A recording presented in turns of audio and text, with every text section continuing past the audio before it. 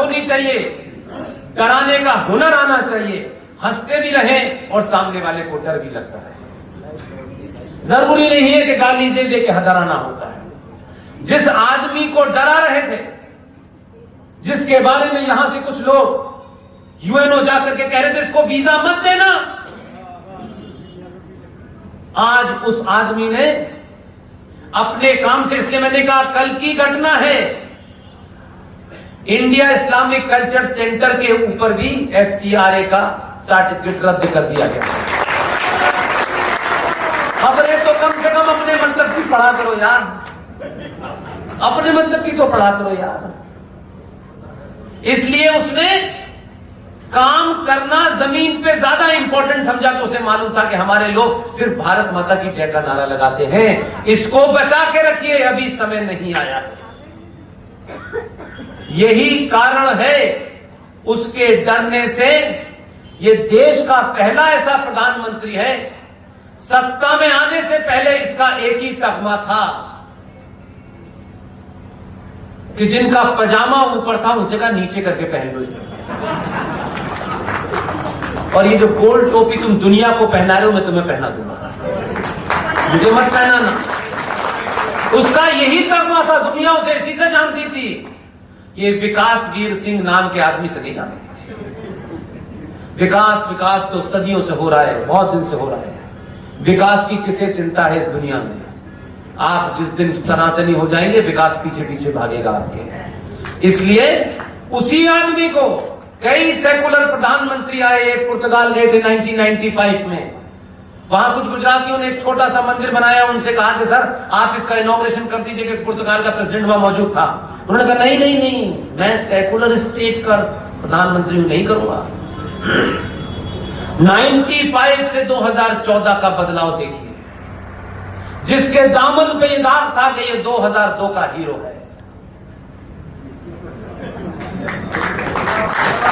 उसने कुछ नहीं कहा, उसने अपनी पहचान पे शर्म नहीं की और आपको ये बाध्य कर दिया कि ये बार बार होता रहना चाहिए। और आपको जब ये लगा कि ये कुछ वो कर रहा है जो आज से 100 साल पहले होना चाहिए था, आपने बड़े मुश्किल से अपने हीरोज की शक्लें बदली हैं। क्योंकि आपके पास हीरोज तो सुभाष चंद्र बोस भी था, उस वक्त तिलक भी थे, उस वक्त पटेल भी थे, लेकिन आपने किसी कायर डरपोक को अपना राष्ट्रपिता चुन लिया। लोगों को लगा कि ये तो ऐसे ही लोगों को अपना हीरो मानते हैं। जिस दिन आपने अपना हीरो बदला, इस्लामिक जगत के 6 राष्ट्रों ने इस्लामिक जगत के सबसे बड़े पुरस्कार से नरेंद्र मोदी से कहा आप ही इसके हकदार हैं, और ये एहसास कराया कि इस्लाम के नाम पे हिंदुस्तान में जो मुसलमान फ्रॉड फैला रहे हैं, तुम 2002 लगातार करते रहना, ये पुरस्कार लेते रहना।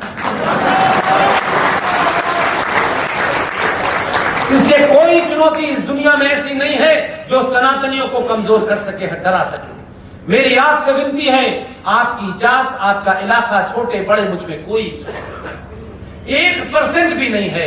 मैं आज की सभा को ये कहते हुए संपन्न करना चाहता हूं, मुझसे बेहतर और अच्छा कहने वाले लोग मौजूद हैं, मेरे गुरु की तरह लोग हैं, अलग अलग विषय पे मुझसे ज्यादा अच्छा बोल सकते हैं। आप पहली बार अपना काम धाम छोड़ करके यहां आए, पहली बार आपको यह एहसास हो रहा है कि एक नौकरी वो माध्यम है, लक्ष्य नहीं है। इसलिए मार्कशीट की चिंता करने वाली माएं, बहनें और पिता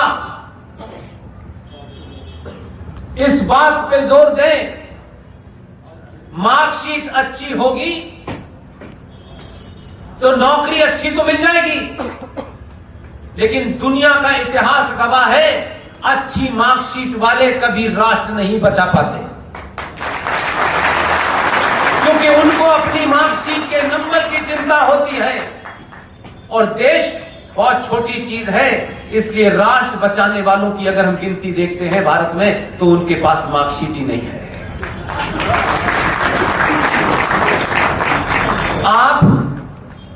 ऐसी सभाएं जो भी करे, जो भी उसकी आप मदद कर सकते हो, खामोशी से, बिना शोर शराबे के, बिना हंगामा किए, बिना निगोशिएट किए कि एमएलए साहब हैं तो उन्हें मंच पे बैठना है कि नहीं, एमएलए साहब 5 साल बैठने के लिए बताया गया आपको, तब भी आपकी तबीयत नहीं बनी, कुछ तो कभी तो खड़े हो जाया करो यार। ये जो बीमारी है, नेता, ताकत, सत्ता, इसे यहीं बैठना है, उन्होंने कहा नहीं वहां बैठ। जिस दिन भी राजनीतिक सत्ताओं को नीचे बिठा देंगे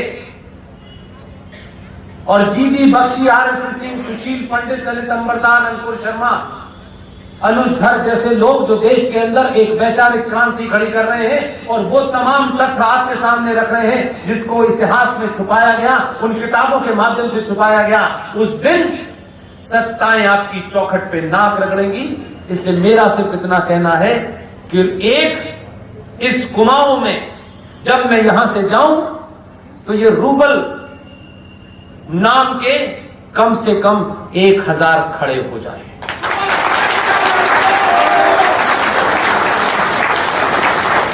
इनका हौसला बढ़ाइए और इस बात की चिंता मत कीजिए कि मैं, जब तक मैं नहीं तब तक कुछ नहीं। आप कुछ भी, कैसे भी, जहां भी खड़े हो और कुछ नहीं कर सकते। तो मैं अपने उस स्लोगन को, जिसको बार बार बोलता हूं,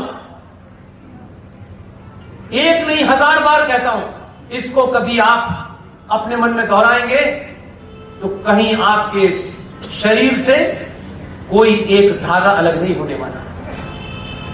आप बोल सकते हैं तो बोलिए, लिख सकते हैं तो लिखिए, चिल्ला सकते हैं तो चिल्लाइए, और अगर इन तीनों कामों को करने में भी असमर्थ हैं तो जो जहां बोल रहा है, जो जहां चिल्ला रहा है, उसके साथ खड़े हो जाओ।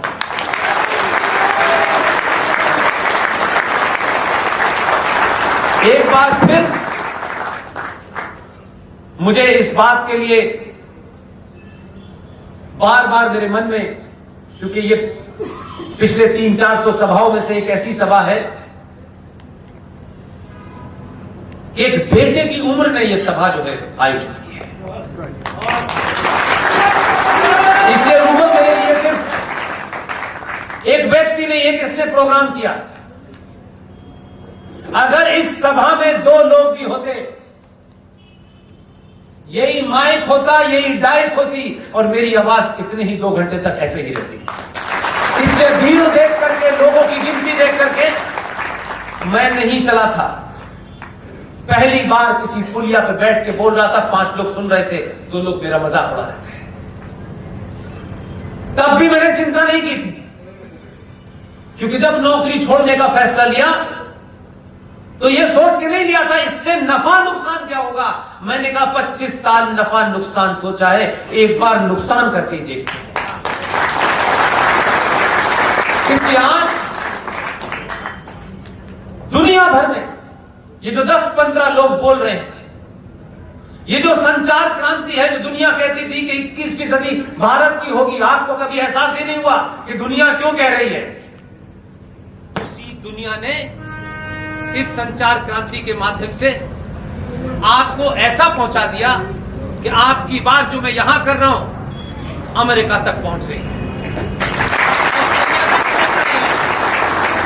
वहां भी आग लगी हुई है, बड़े परेशान हैं वो लोग, बताइए हम क्या कर सकते हैं।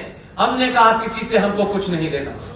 छोटे छोटे हिस्सों में जो लोग काम कर रहे हैं, 2020 3 जुलाई को कोविड के इस दौर में मुझे इस बात का ख्याल हुआ कि यह आधुनिक दौर है, सब चीजें बातों से नहीं होती।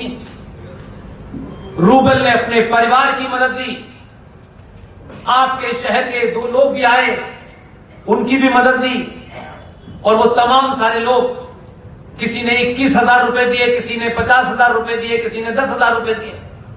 मैं उनको जानता नहीं हूं, लेकिन यह बात सत्य है कि अगर हवाई जहाज की टिकट नहीं होती तो मैं यहां पहुंच पाता। तो हवाई जहाज की टिकट भाषण से नहीं आएगी, पैसे से आएगी। ये माइक का इंतजाम, ये डाइस का इंतजाम पैसे से होगा।